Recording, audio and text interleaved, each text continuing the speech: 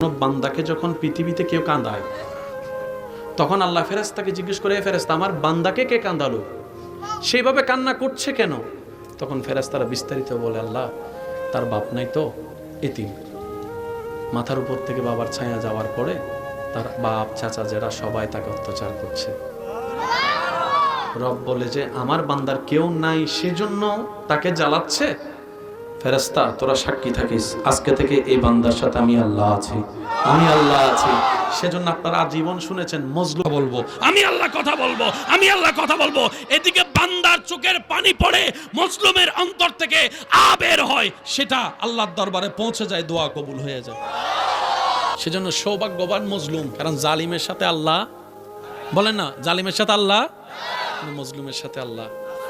তো সেজন্য আমি বলি, কেউ যদি জ্বালায় জ্বালাইতে দেন, কেউ যদি গুতায় গুতাইতে দেন, কেউ যদি বদনাম করে দেন না একটু করতে, কেউ যদি নামাতে চায় একটু সময় দেন না নামাতে।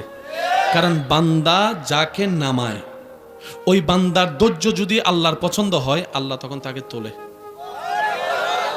এবার নামাচ্ছে কে? বান্দা বলে নামাচ্ছে কে? তুলছে কে?